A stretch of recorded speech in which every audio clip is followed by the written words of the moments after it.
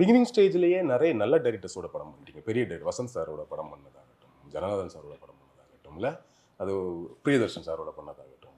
பிரியதர்ஷன் சாரோட எக்ஸ்பீரியன்ஸ் பற்றி சொல்லிட்டீங்க ஆல்ரெடி. ஒரு இன்டர்வியூவில் நான் கேட்டேன், இனிஷியலாக போய் சான்ஸ் கேட்டது. எப்படி இருந்தது அந்த டைமில்? ஜீவா சார் இன்ட்ரடியூஸ் பண்ணிட்டாரு, அவருக்கு உங்க மேல அவரோட பாய் மாதிரி ஆயிடுவீங்க அந்த கேரக்டர். அது Jeeva sir is like my Guru, my father in cinema. அவரோட டெடிகேஷன், அவரோட டிசிப்ளின்லாம் இது வரைக்கும் நான் ஒர்க் பண்ண டேரக்டர்ஸ் யார்கிட்டயும் அது இல்லை. அவர் வேற. அவர் கேமராவும் டைரக்ஷனும் ஒரே டைம்ல பண்ணுவாரு. கிளாரிட்டி வந்து 100% இருக்கும். சில பேர் டைரக்ஷன் பண்ணுறதுக்கே கொஞ்சம் தடுமாறுவாங்க. சில பேர் சினிமாட்டோகிராஃபி பண்ண இவங்க ரெண்டுத்தையும் ஹேண்டில் பண்ணி ஒரு கிளாரிட்டியான ஒரு மாஸ்டர் இருந்தார் அப்படின்னா நம்ம சினிமாவில் ஜீவா சார் தான். ஸோ அவரை கம்பேர் பண்ணுறது அநியாயம், கம்பேரிசனே போகக்கூடாது. நீங்கள் சொல்கிற மாதிரி பெரிய பெரிய டைரக்டர்ஸ் நான் வந்து அப்போ இன்டென்ஷனலாக தான் சூஸ் பண்ணேன். ஓகே. புதுசாக ஒரு படத்தில் நடித்து வெளியே வந்திருக்கோம், திடீர்னு பார்த்தா பெரிய ஆஃபர்ஸ்லாம் வருது, பெரிய பணத்தை கொடுக்குறாங்க. பட் பணம் பின்னால் போனால் தப்பாயிடும், இன்னும் க்ரூம் ஆகணும், இன்னும் ஷார்ப் ஆகணும் அப்படிங்கிறது இன்டென்ஷனலாக தான் நான் வந்து ஒரு வசந்த் சாரை தேர்ந்தெடுத்தேன், ஒரு பிரியதர்ஷன் சாரை சூஸ் பண்ணேன். அதுக்கப்புறம் ஆஃப்கோர்ஸ் ஜனா சார் மட்டும்தான் புதுசு அந்த டைமில்.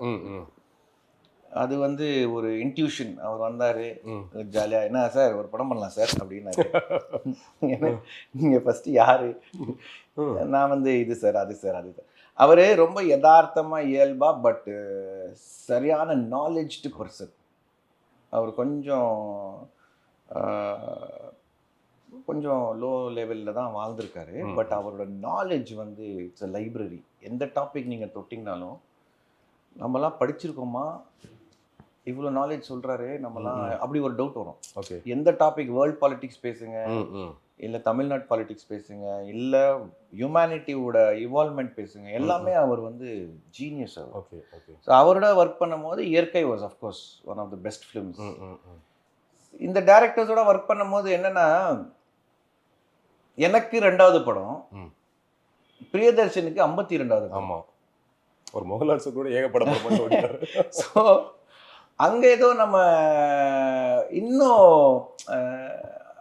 ஜெயிக்கணுங்கிற ஒரு வெறித்தனமாக இருக்கிற ஒரு டேரக்டரோட போயிருக்கணுமோ அப்படிங்கிற ஒரு டவுட் வந்துச்சு. ஓகே. பட் அந்த டைமில் அவ்வளோதான் நாலேஜ், அவ்வளோதான் எக்ஸ்பீரியன்ஸ். சரி, ஒரு நல்ல டேரக்டரோட ஒர்க் பண்ணி நல்ல ஒரு ஆக்டராக ஷார்ப் ஆகலாம். பட் இப்போ நான் சூஸ் பண்ணுறது எல்லாமே வந்து பார்த்திங்கன்னா அந்த பர்சனாலிட்டி என்ன நோக்கத்தில் இருக்காப்புல, உண்மையாலே நேசிக்கிறாப்புலையா சினிமாவை, இல்லை சும்மா அப்படியா, இல்லை உண்மையாக ஹார்ட் ஒர்க் பண்ணுவானா பண்ண மாட்டேன். ஏன்னா நம்ம எக்ஸ்பீரியன்ஸ் கொஞ்சம் பேடாக இருக்குது.